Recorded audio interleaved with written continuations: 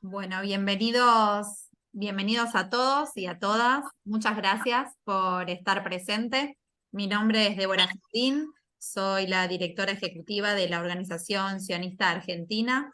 Me acompaña acá el licenciado Fabio Friedman, que es el director ejecutivo del Centro Hebreo Yonah, y también Ariel Seidler y Ariel Helblum, que ahora Fabio va a comentarles un poquito más quiénes son y de qué se va a tratar un poco esta reunión, este panel en realidad,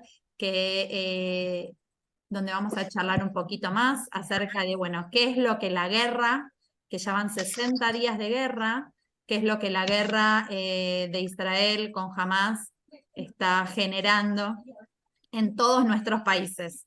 Sé que hay gente de todas partes de Latinoamérica. Hemos invitado a gente de Colombia, de Uruguay, de Chile, de Perú, de México también. Así que le damos la bienvenida a todos y les paso ahora la palabra a mi compañero, a Fabio Friedman. Gracias, Debbie. Gracias a todos y a todas por acompañarnos. Junto con la OSA, desde el Centro Hebreo Yonah, venimos haciendo una serie de actividades desde el comienzo de la guerra contra el grupo terrorista Hamás, en donde abordamos la problemática que se desató a partir del 7 de octubre con Gabriel Ventasgal. Después trabajamos también el tema de los medios de comunicación junto a la OSA y la gente de Basilea. Y hoy la idea era retomar desde el impacto que todo esto que está sucediendo tiene sobre los brotes antisemitas y el antisionismo, que significa este nuevo modelo de antisemitismo que está embanderado detrás del antisionismo, y por eso vamos a contar con dos grandes especialistas que nos van a ayudar a entender esta problemática y cuál es el impacto real que tienen hoy en día todas estas cuestiones en nuestra vida cotidiana. Los voy a presentar al doctor Ariel Helblum, que es director del Centro Simón Wiesenthal para América Latina, es observador permanente ante la Organización de Estados Americanos y el Parlamento Latinoamericano, y también es miembro del Foro Internacional Legal de Combate contra el Antisemitismo. Ariel Seidler es licenciado en Ciencias Políticas, director del Observatorio Web, y desde el 2005 que trabaja desde ese espacio en temas de antisemitismo. Bienvenidos a los dos, gracias por brindarnos su tiempo, su conocimiento, y lo que vamos a hacer ahora, les vamos a pedir a todos que tengan, no sé si, Debbie, nosotros bloqueamos los audios, ¿sí? Lo que les vamos a pedir es que a medida que van avanzando los Arieles, ¿sí? En la presentación, que va a ser una presentación de aproximadamente media hora, ustedes, si quieren ir planteando preguntas, las vayan haciendo a través del chat. Debbie y yo vamos a ir recopilando esas preguntas. Si consideramos que es apropiado, les vamos a pedir a los Ariel que frenen ahí, que necesitamos preguntarles algo, y si no, vamos a dejar algunas preguntas para el final también, para el final de las exposiciones. Nuevamente, en nombre de la OSA, en nombre del Centro Hebreo Yonah, gracias a todos por sumarse, a los que están en Argentina, a los que están en el resto de Latinoamérica, gracias a los expositores, y empezamos a recorrer el camino que ellos nos proponen. Ariel Helblum, ¿empezás vos? Bueno, buenas tardes a todos. Gracias por dedicarnos un tiempo a pensar sobre estas cosas que hace 60 días estamos viviendo. Creo que hemos encontrado, digamos, hace el día 7 de octubre, que estábamos viviendo algo que no creímos ver, o por lo menos no se vio desde el año 1973, que es tener la lucha dentro del territorio de Israel, pero la lucha dentro del territorio de Israel de una forma absolutamente nueva. No era una lucha, no es una lucha de soldados con soldados, sino que encontramos una acción directa de un grupo terrorista. Esta acción de un grupo terrorista que ataca a la población civil y que nos pone en blanco sobre negro a todos los que, independientemente de los miedos o de las nuevas sensaciones que fuimos teniendo, la sensación de fragilidad, la sensación de en qué nos equivocamos, qué está pasando que se permitió esto, por qué la fragilidad de las fronteras, por qué dónde estaba el famoso ejército más preparado del mundo. Nos puso determinadas conclusiones que tenemos por delante y a su vez blanqueó situaciones que veníamos viviendo en nuestro lado del mundo, que digamos, eligieron saber de qué lado ponerse. Las mismas voces que hicieron silencio el 7 de octubre estaban esperando la reacción que iba a venir para inmediatamente sobredimensionar las reacciones, los bolivianos desde el gobierno sosteniendo de que cortaban relaciones que en realidad estaban cortadas desde la época de Evo Morales y que apenas había un principio de inicio de restablecimiento durante ese pequeño gobierno provisional que existió durante un tiempo, pero esas relaciones que estaban cortadas hace tiempo, con el avance de que ese gobierno boliviano hace muy poco tiempo firmó un acuerdo de defensa que nunca se dio a conocer con Irán, con lo cual tenemos en otro lugar de las fronteras de América la presencia de Irán en forma a la luz digamos, a la luz del sol, sin necesidad de esconderse, como ya sucedía en Venezuela y ahora aparece en Bolivia también. En un Irán que viene también consiguiendo que Brasil le permita atracar 2 buques de guerra en Río de Janeiro, un Petro desde Colombia que le dice que si necesitan un puerto en el Pacífico también está dispuesto a darlo. Y frente a esta situación nos acostamos con la idea de lo que pasó en Bolivia y la mañana siguiente nos enteramos que sobredimensionan la respuesta tanto Chile como Colombia, esperando la primera reacción, y estos gobiernos inmediatamente llaman a sus embajadores como una primera situación diplomática antes de cortar las relaciones.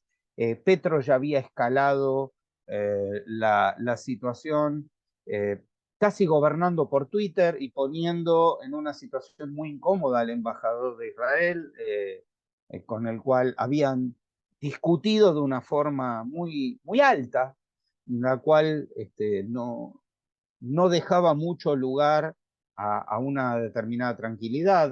La misma primera noche del conflicto ya hubo vandalizaciones en la embajada de Israel en Colombia.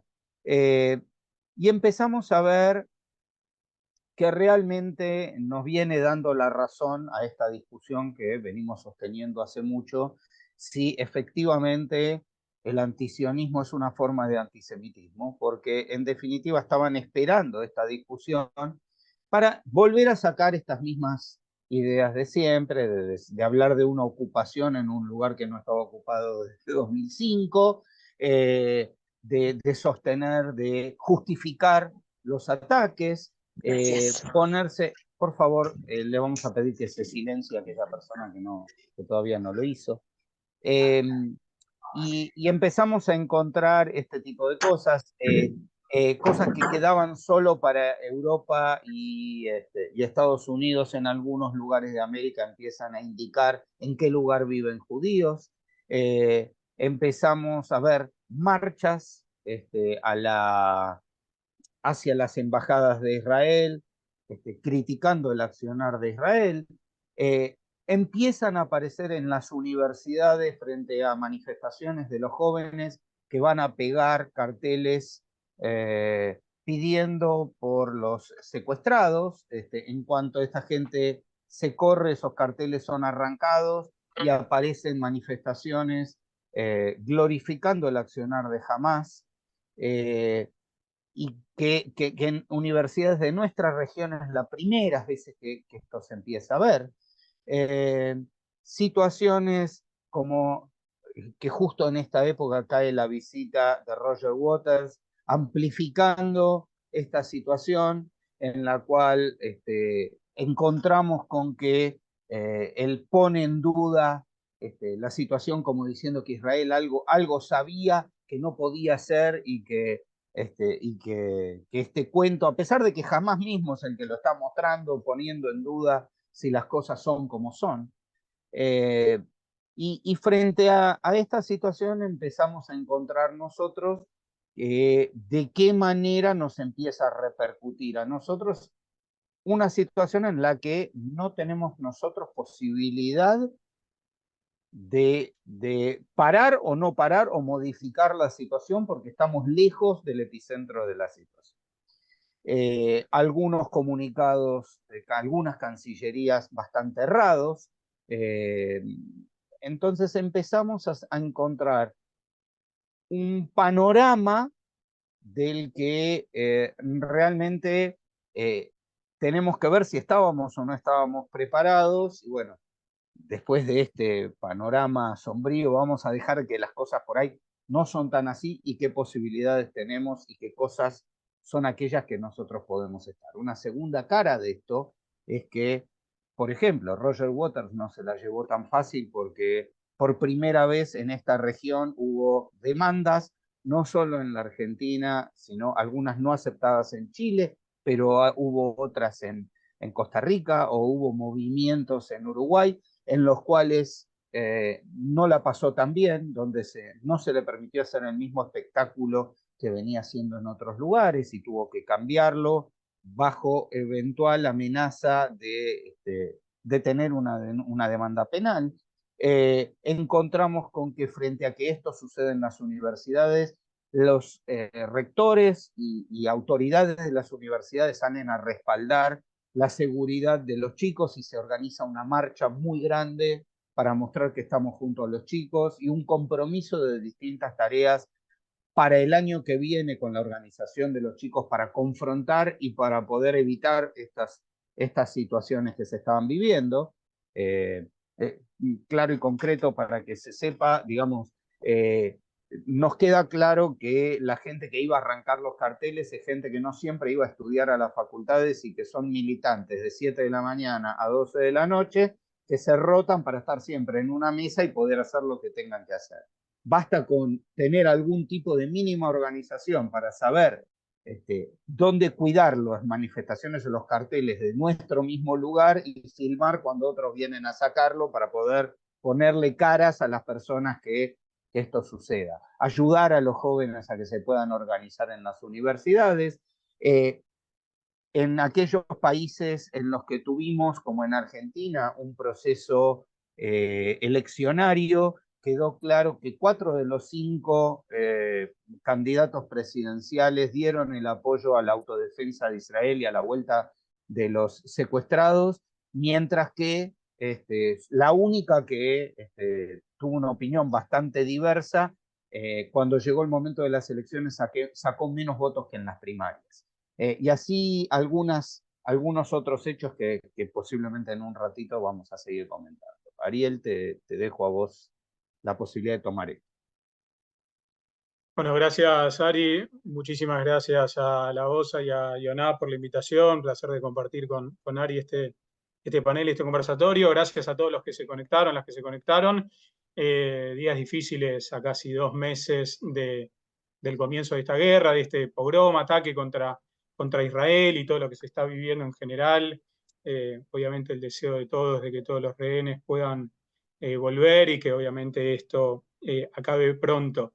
Voy a compartir pantalla y compartir tal vez lo que es mi visión de alguna forma de esto, tal vez también desde otra también perspectiva de lo que comentó Ariel y compartiendo algunos datos, particularmente a mí me gusta y reviso mucho todo lo que tiene que ver con Internet, hace mucho vengo investigando sobre esto, entonces quería compartir una visión. Asumo que se ve la pantalla y espero poder pasar correctamente.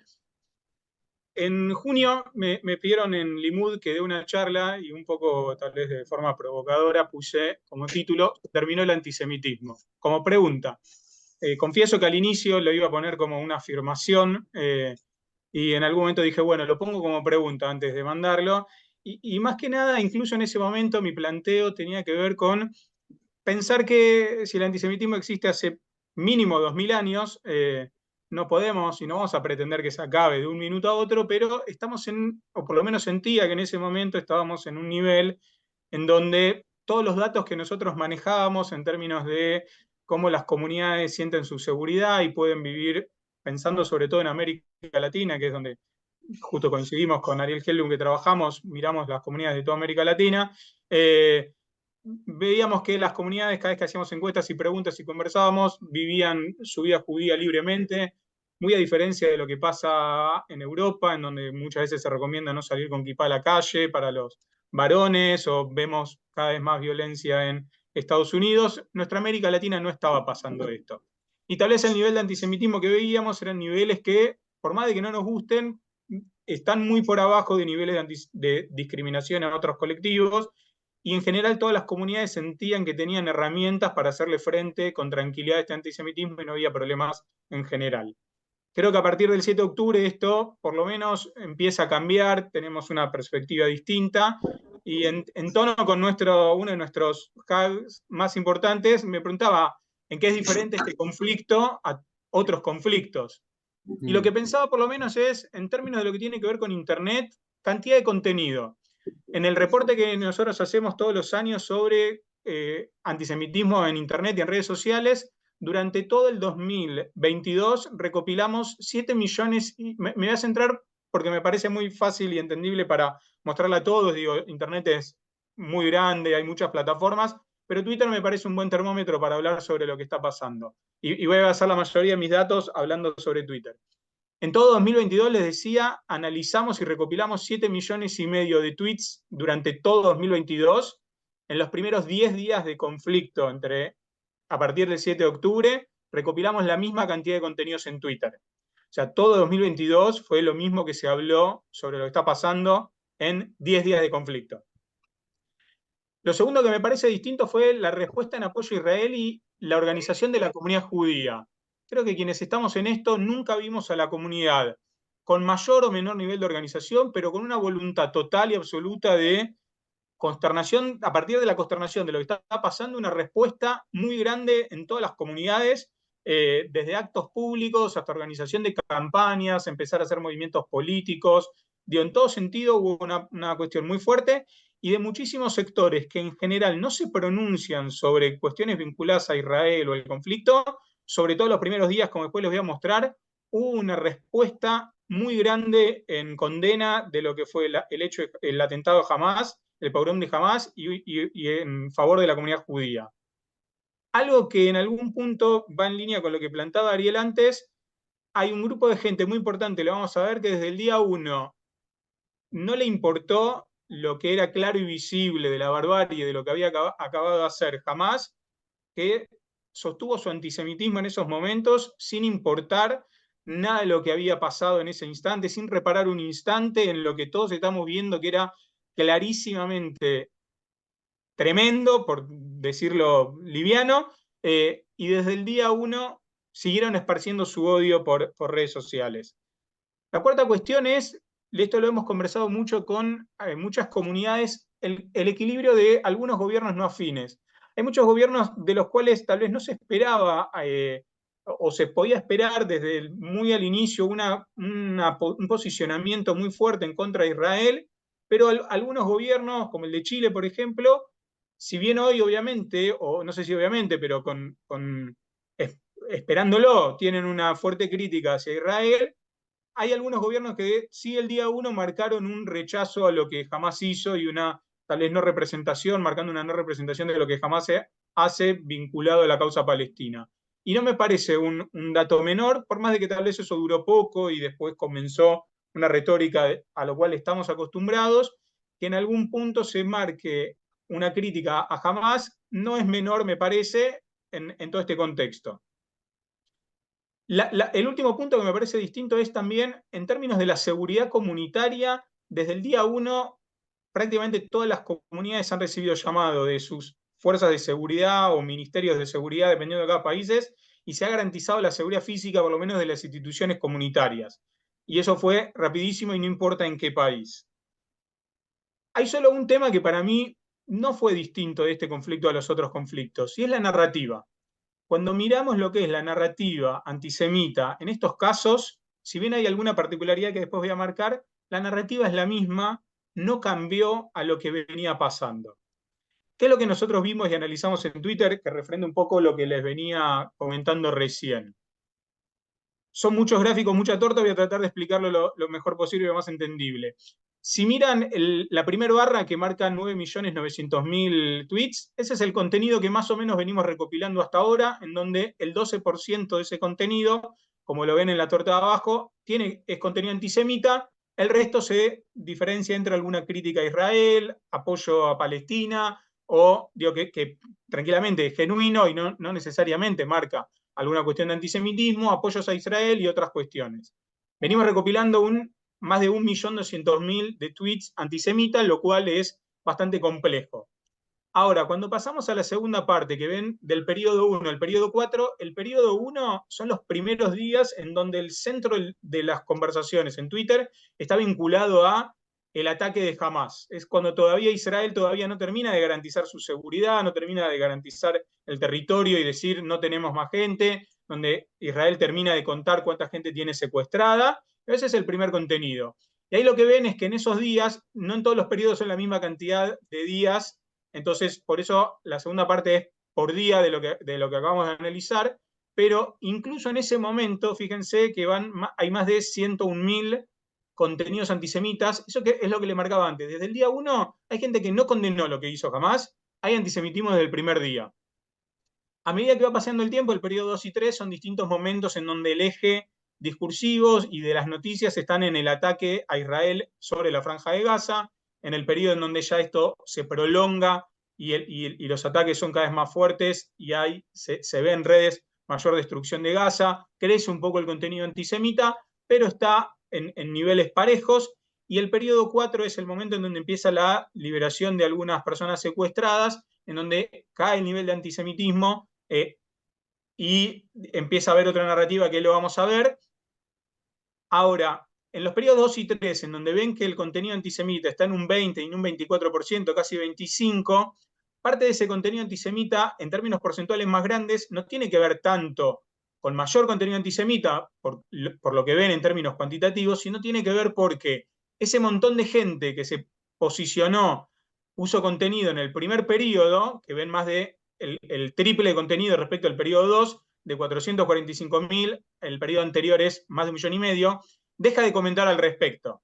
Hay un montón de gente que al inicio condena estos hechos, pero después no sostiene en lo que es el compartir información, en contestar sobre cierto contenido, o hacer alguna defensa de Israel, o condenar el antisemitismo en términos de lo que sea. Perdón, tengo una pregunta que están haciendo acá por el chat. Si Sí. los tweets a los que haces referencia corresponden a Argentina, América Latina, ¿cuál es el contexto? Gracias. Buena pregunta que me omití. Son todos tweets con contenido en idioma español. Ahora muestro información por países, pero esto es todo contenido en idioma español. Si hay una persona en China que está tuiteando en español, está analizado acá. No importa, para esta información no importa dónde está la persona, importa el idioma, que es idioma español. ¿Está bien? Mientras la persona tuitee en idioma español, ese contenido se ve. Aquí lo ven por un poquito más desagregado. El antisemitismo crece en el periodo que las 4 barras de la izquierda crecen en el periodo 2 y 3 de los ataques más fuertes por parte de Israel. Baja un poquitito con la parte de los rehenes.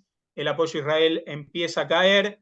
La crítica a Israel y el apoyo a Palestina, obviamente, como es normal en estos conflictos, y mucho que ver con la narrativa y con cuánto contenido se pone, y usuarios que son activos todo el tiempo, durante todo el año, que concentran gran parte de lo que se publica con un buen nivel de viralización para ellos, es lo que se muestra más alto, en torno del casi 50% del contenido que se publica y opiniones generales o informaciones sin alguna cuestión particular en torno al 20%. Cuando miramos de dónde viene todo el contenido antisemita, cuando englobamos todo ese 1.200.000 de contenidos antisemitas, 1 de cada 5 viene de España. Ni siquiera forma parte de nuestra región, obviamente compartimos el idioma, pero no tiene que ver con esto. El 15% viene de Colombia, es un número alto a lo que veníamos registrando, mucho tiene que ver con el posicionamiento del presidente Petro y mucha gente apoyando lo que él plantea. México, Venezuela, el conglomerado de otros países. La buena noticia es que Argentina empieza a aparecer cada vez más bajo, 7,8 por abajo de la media de lo que estamos viendo en general. Cuando analizamos cuánto contenido es publicado por cada país, España obviamente arriba, Colombia, México, Argentina sí, mayor productor de contenido, pero más bajos niveles de antisemitismo. Venezuela, Chile en el orden como ven, estos son los principales 10 países, incluso Estados Unidos y Brasil, que obviamente el idioma primordial no es el español, el inglés y el portugués, pero mucha gente publicando en idioma español en esos países. Cuando hacemos la línea de cuál es el promedio de antisemitismo total, veíamos antes el 12%, y cuando solo analizamos por países, vemos que países como Brasil, Estados Unidos, México, Chile, se encuentran por arriba del promedio, y el resto de los países por abajo. Argentina baja un poquitito más, pero si lo vemos, todo está en términos de 5%. Digo, es parejito en algún punto el nivel de antisemitismo entre un país y otro, no hay grandes variaciones en ese caso. Cuando analizamos, no sé si están familiarizados con este concepto, esta imagen es nube de palabras, cuáles son las principales palabras que se utilizan en todo ese contenido, para empezar a ver cuáles son acá las retóricas y las líneas. Por eso antes hablaba del tipo de narrativa. Empieza a aparecer, a diferencia del primer periodo en donde el centro está en Hamas y en el ataque a Israel, ya para el segundo, cuando empieza a atacar a Israel, empieza a aparecer palabras como genocidio, se sostiene Hamas terrorista, pero empieza a aparecer hospital por todo lo que pasó en los hospitales, o en el hospital, sobre todo de Shifa, en ese caso.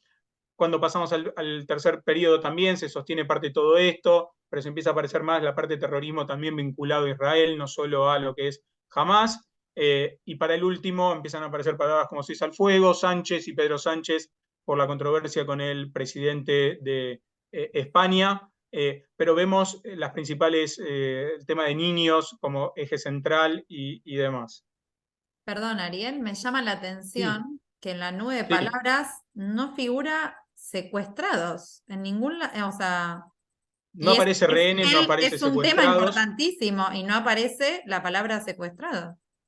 No aparece secuestrados, lo pueden ver sobre todo que podría haber sido al principio como periodo 1.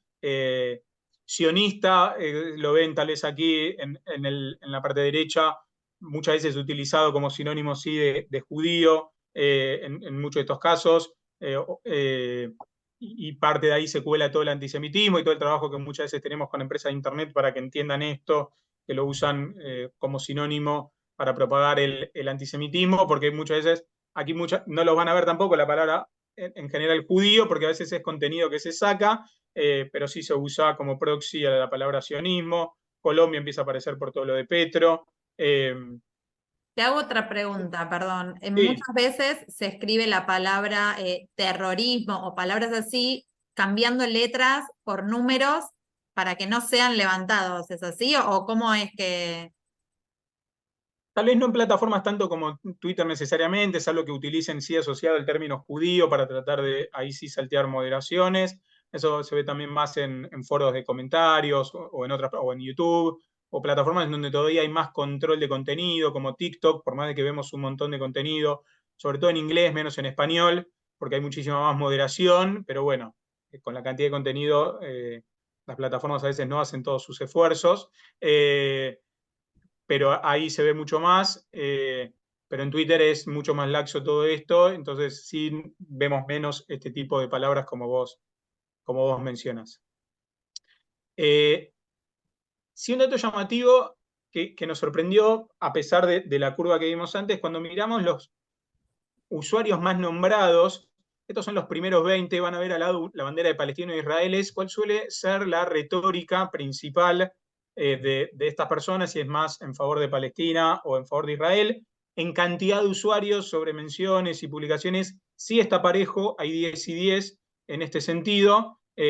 Lo que pasa es que muchas veces estos usuarios, los vinculados a Palestina, tienen una construcción más constante durante todo el año de lo que tiene que ver con la retórica pro-palestina. Entonces, en lo que tiene que ver con el peso que generan en términos de retweets, de cantidad de visualizaciones, termina siendo más grande. Estos son tal vez los principales usuarios que venimos encontrando por cantidad de seguidores, cantidad de menciones o alguna relevancia en términos de lo que generan en lo que se llaman impresiones potenciales en redes sociales. Vendría a ser, para decirlo fácil, una cuenta que se da entre cantidad de followers que tienen las personas, cantidad de retweets, cuántos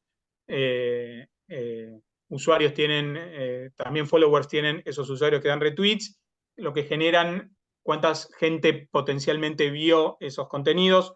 Estos son los principales influenciadores que vemos tal vez en contra de Israel hoy por hoy. Y algo de qué podemos hacer, y es un llamado acá a la reflexión, y después volvemos, para no quedarnos solo con esta visión de qué es lo que estamos viendo, la visión de lo que compartía antes Ariel y de lo que transmití yo, y para poder empezar a pensar. Esta es una visión muy personal. Desde que pasó la Segunda Guerra Mundial, y en Argentina tal vez particularmente, todo lo que fue en los 60, 70, tal vez Tacuara, pero a partir de la ley antidiscriminatoria, tuvimos 2 bombas que obviamente fueron muy complejas para la comunidad, pero a partir de creación del INADI y un montón de trabajo de todas las instituciones, del Centro Simón Wiesenthal, de AMIA, de DAI, el Congreso Judío, de la OSI, de todas las instituciones que vienen trabajando por temas de antisemitismo, podría resumir lo que la comunidad y la institucionalidad judía ha trabajado muy bien históricamente todo lo que tiene que ver, y cada vez mejor, todo lo que tiene que ver con el antisemitismo, podríamos decir de derecha. Entonces, gente como Alejandro Biondini o otros grupos de derecha, tal vez hoy, y el insulto más básico de judío, y completen lo que quieran, o esas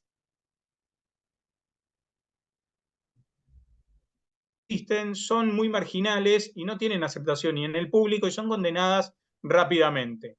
Ahora, lo que planteaba anteriormente en términos de narrativa tiene que ver con, estamos de alguna forma tal vez fallando con lo que tiene que ver con el antisemitismo que viene tal vez más de la izquierda, y si empiezan a ver personajes como Biondini, que no son aceptados y están tildados claramente como nazis y no tienen aceptación, empiezan de alguna forma a adoptar la misma narrativa de lo que hoy de alguna forma sí es aceptado, de un antisemitismo de izquierda que nos cuesta trabajar. Entonces, la pregunta que me hago, y me parece que es una vía para empezar a trabajar y de qué podemos hacer, es cómo trabajamos ese antisemitismo de izquierda. Lo que nosotros hablamos sobre Israel, lo que nosotros hablamos sobre la comunidad judía, hace mella a ese público que consume ese mensaje y lo adopta como propio y no entiende que muchas veces puede haber obviamente una crítica legítima a Israel, pero muchas veces caen en frases, en declaraciones claramente antisemitas sin que se den cuenta, o a propósito, no lo sabemos muchas veces, pero cuán efectivo es toda la narrativa, cuán efectivo es todos los argumentos que nosotros damos en torno al antisemitismo y cómo repercuten estos grupos. Y me parece que hay algo ahí en donde estamos nosotros fallando en lo que nosotros transmitimos muchas veces sobre este tema. Repito, se puede estar en contra de políticas de Israel, se puede, si quieren, afirmar incluso algunas cuestiones que no nos gusten respecto al Estado de Israel, pero en muchos de los casos hay un trasvasamiento y hay una retórica y una difusión de contenido antisemita que claramente no es aceptable. Entonces la pregunta de qué hacer no es solamente, como mostraba tal vez al inicio, una necesidad de seguir compartiendo en redes sociales, seguir trabajando toda esta cuestión, sino la pregunta es, lo que muchas veces hablamos sobre Israel, ¿hace sentido a este debate en estas cuestiones particulares? Hablando de Israel como la única democracia en Medio Oriente, o cuestiones vinculadas a derechos de colectivos LGBT, cuando son muchas veces estos propios colectivos los que están criticando y no ven las libertades que tienen esos colectivos en Israel y no lo tienen en los otros países.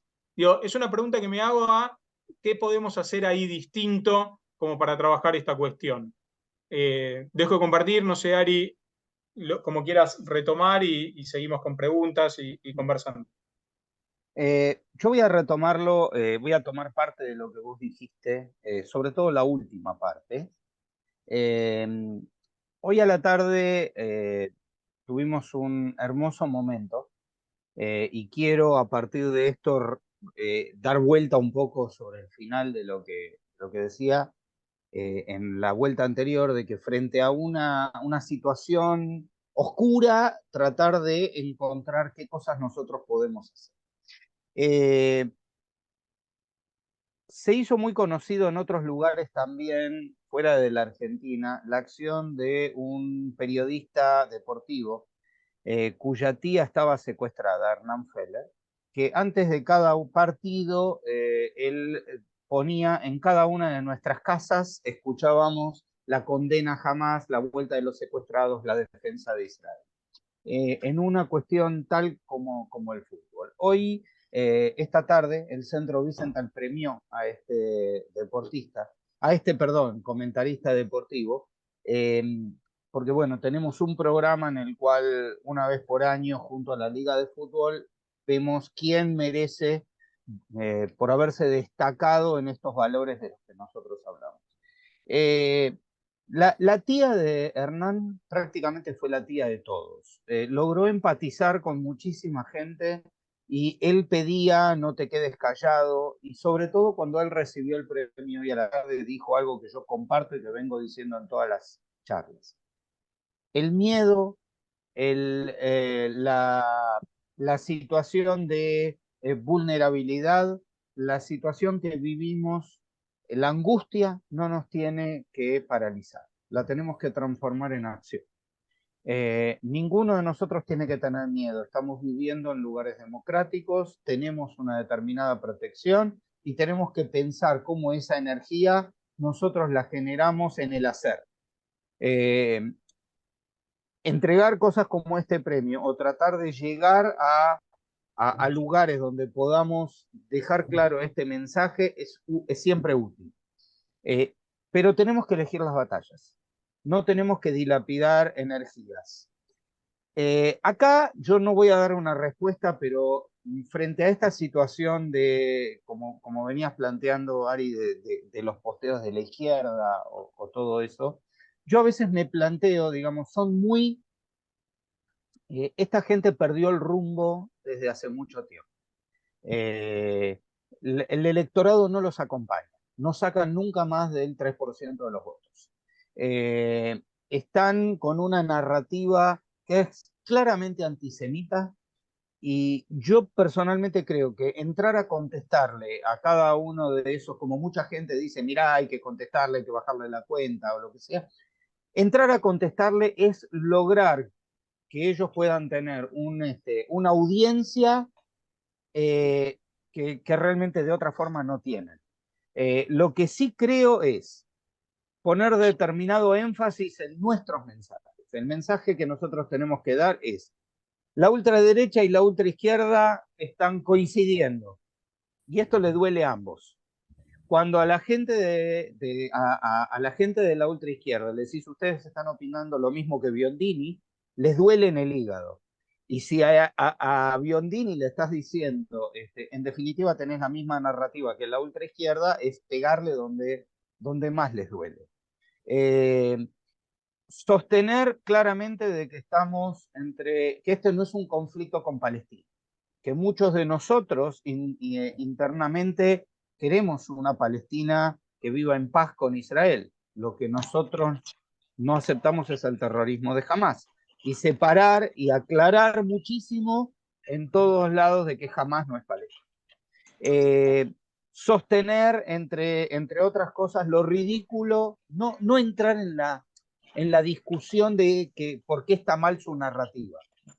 Pero cuando uno encuentra los mensajes donde ellos en un flyer ponen, nosotros vamos a seguir luchando por una Palestina socialista, laica y democrática, entonces la idea es mostrarle que jamás no está por esa idea de de que sea laica, claramente que no va a aceptar que sea laica, que la autoridad palestina nunca va a aceptar al socialismo porque viven muy bien de la forma que están viviendo, y que esto es sencillamente estar buscando un enemigo que hoy no tienen. Se les cayó después del muro de Berlín la dialéctica de estar en contra de un mundo de bipolar que ya no existe, y atacan a Israel porque es el socio de Estados Unidos y ponen todo lo feo y lo malo dentro de eso. Está muy bien hecha esta campaña de esta persona que se metió en una marcha de la izquierda y le iba preguntando a la gente por qué llevaba la bandera y no tenían la menor idea ni siquiera de dónde queda Palestina, y que bueno, por la guerra. Pero creo que estas contradicciones son las que nosotros tenemos que eventualmente mostrar, pero no entrar en una discusión con esta gente que realmente tiene una narrativa absolutamente fuera del mundo. Yo, a ver, doy un ejemplo claro. En la década del 80, cuando empezaba la democracia y había elecciones en las universidades, uno iba mesa por mesa para preguntar qué proponés para la universidad. Entonces cada fuerza daba una idea diferente. Cuando uno llegaba a la izquierda te decían no pago de la deuda externa. Entonces vos lo que decías, ok, a vos te están eligiendo para presidir el centro de estudiantes de la facultad, no para decidir el Ministerio de Economía de la Nación. Y seguían, bueno, no pago de la deuda externa. Es decir, repiten frases sin contenido, que son pegadizas, y hay que poner esto en claro, hay que poner el énfasis en Israel no es un régimen de apartheid y demostrar por qué. O sea que la mentira de las frases repetidas que estaban diciendo, o que vienen sosteniendo, pero no entrar en una discusión uno a uno con ellos. Si es necesario, eventualmente, como en determinados lugares del continente se puede, y si hay que utilizar la ley, hay que utilizarla. Hay demandas donde hoy las leyes antidiscriminatorias, tanto en la Argentina como en Colombia, como algunos otros países que tienen un comienzo de desarrollo de leyes antidiscriminatorias, nos permiten poner frenos. Inclusive existe en España, pero no es de lo que estamos hablando hoy. Con lo cual me parece que hay determinadas cosas que sí podemos y tenemos que hacer. Tenemos que seguir insistiendo en aquellas cosas que generan empatía para con nuestro congénero. Ponerle nombre y caras, y que los secuestrados tienen nacionalidades como la nuestra. Que el bebé más chiquito es de familia argentina, o en el caso de México diciendo no a esta chica que está volviendo, o digamos, ponerles esto ayuda infinitamente. Hemos visto en muchísimos lugares del continente donde no solamente era libérenlos, era liberen a los nuestros. Hoy estamos diciendo de que hay nuevas víctimas del terrorismo, nuevas víctimas argentinas del terrorismo. Ya lo hemos sufrido un par de veces y este es un argumento con el que tenemos que insistir. Y me parece que este tipo de cosas nosotros tenemos que seguir trabajando. Denunciar, seguir denunciando la presencia de Irán en la región. Me parece que es absolutamente fundamental y que la gente entienda que realmente estamos frente a un conflicto que excede esta situación. Que digamos, tanto desde Hamas como de Hezbollah, como los hutíes en el Yemen, responden a los intereses de Irán, que querrían internacionalizar este conflicto. Me parece que son parte de aquellas cosas que nosotros sí tenemos que hacer y sí tenemos que poner en cada vez que tenemos la oportunidad de hacerlo, ya sea a través de aquellos que nos representan o en marchas como las que se hizo en defensa de los alumnos, o que este fin de semana, este jueves, se hará a los 2 meses del atentado. Y me parece que estas cosas son aquellas en las que tenemos que poner énfasis. Hay una hay una pregunta que está haciendo Cintia, una referencia que hace Cintia, que es que desde la izquierda hay discursos que se plantean como alguien judío que es antisionista o que está en contra del Estado de Israel, y que eso de alguna manera tiñe toda esta estrategia comunicacional que los judíos estamos sosteniendo. ¿Qué piensan ustedes en relación a esto? Que también, a ver, yo les voy a contar esto, de nosotros lo hemos vivido en forma absolutamente directa. Todos medianamente conocen que una de estas personas que sostienen ataques habitualmente a Israel es un periodista llamado Pedro Brigger, que es conocido en todo el continente. Mi antecesor en el centro, cuando en 2014 la gente de Gaza secuestró 3 soldados, que fue tan conocido este tema, él defendió el secuestro de los soldados, sosteniendo que se trataba de una acción de la resistencia. Mi antecesor por ese entonces dijo que un colaboracionista de los antisemitas, un judío colaboracionista de los antisemitas es un antisemita, y que es lo mismo que eran los capos. Y nosotros tenemos que tener en claro de que hay judíos que defienden antisemitas y estos son capos. Este hombre nos llevó a la justicia y la Corte Suprema de la Nación entendió de que nosotros teníamos derecho a decir lo que dijimos.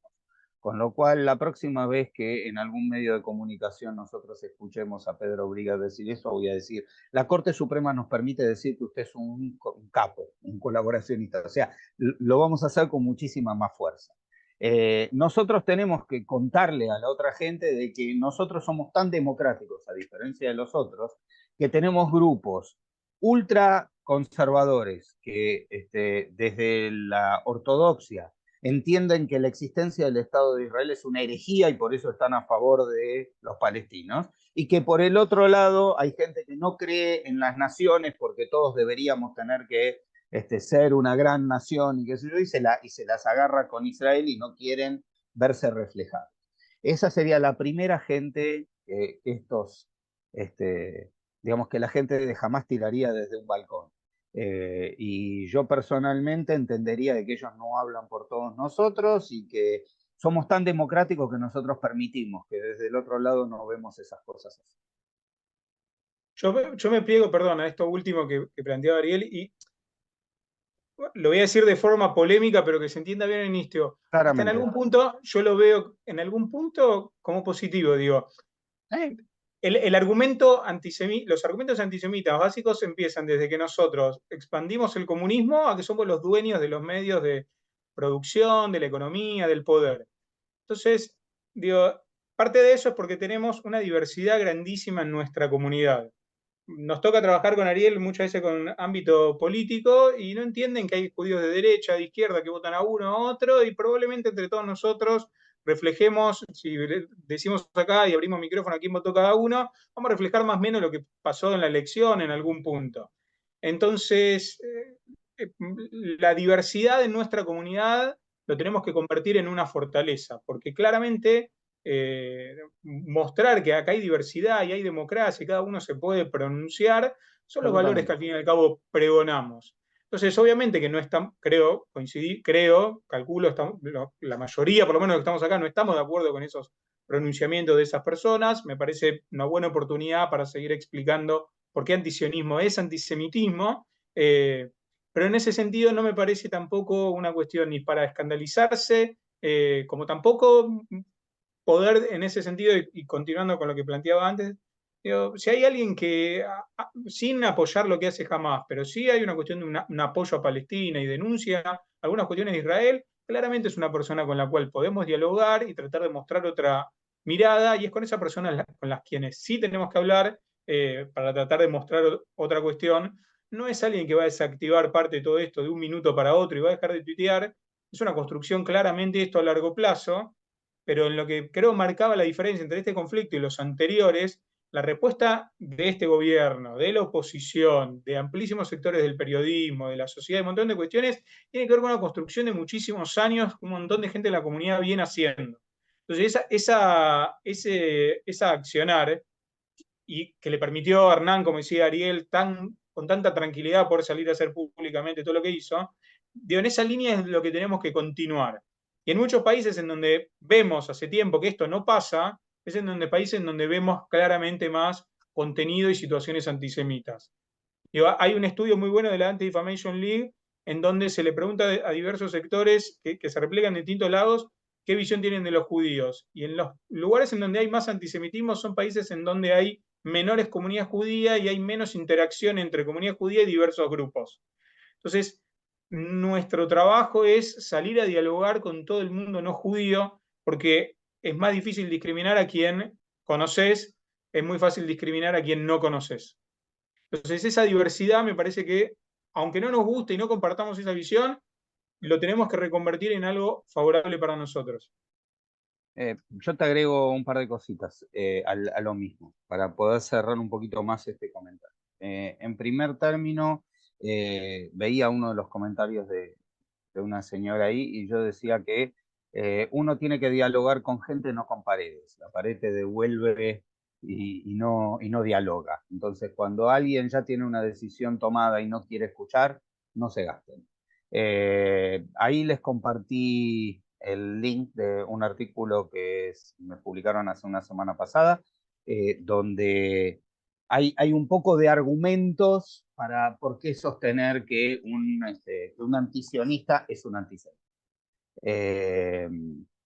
Fácil y en palabras fáciles, como para haberlo publicado en un diario que no es de la colectividad, como para que la gente lo pueda tener y se los dejo ahí para que lo lean.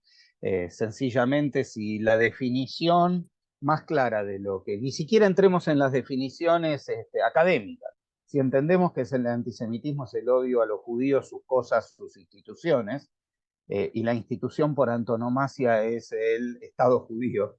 La realidad es que si el odio es al Estado judío, y eso se llama antisionismo, uno es un antisemita. Pero es un poco más profundo que eso, ahí se los dejo para que lo puedan tener aquellos que les interesa.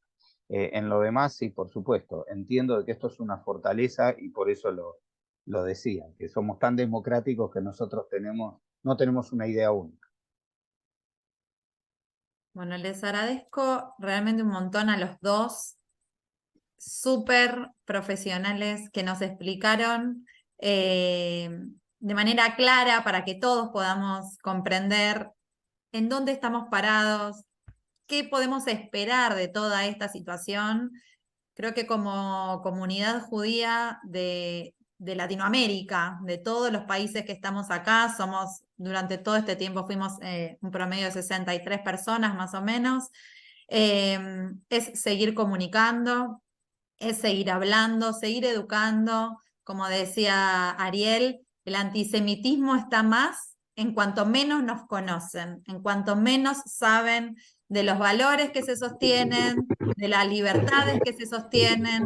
Entonces, seguir educando, seguir transmitiendo todos estos valores que tanto las comunidades judías del mundo como el Estado de Israel tienen para con los seres humanos en general, y por supuesto abiertos todos los diálogos, abiertas todas las discusiones basadas en el respeto y basadas en el principio de que el Estado de Israel es una realidad que existe hace ya casi 76 años y que va a seguir existiendo y que vamos a seguir obviamente apoyando.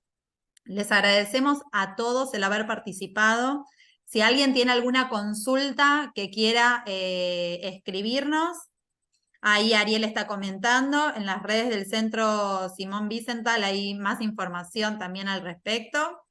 Quiero retomar ahí, perdón, más arriba, si suben, está el link, que digamos, como siguieron escribiendo, ya no lo vieron más. Pero bueno, muy bien. Ahí lo tienen. Quiero convocarlos a quienes estén en Buenos Aires y en los alrededores, como dijo Ariel, el próximo jueves 7, pasado mañana, vamos a hacer un acto en lo que es la Plaza Vaticano, que es al lado del Teatro Colón, a las 6 de la tarde, un acto en conmemoración de estos 2 meses y con 3 consignas muy claras: no al terrorismo, no al antisemitismo y sí a la inmediata liberación de todos los secuestrados que todavía continúan en Gaza. Así que les agradecemos nuevamente a Ariel Seidler, a Lier Helblum, Fabio, les agradecemos a todos su participación. Les esperamos a todos los que puedan llegar el día jueves y sigamos fuertes. Hazak Bematz. Hasta luego, gracias. Hasta luego, muchas gracias. Gracias.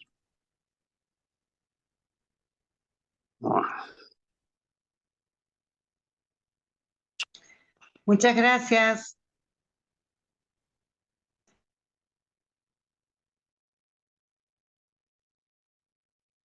Gracias.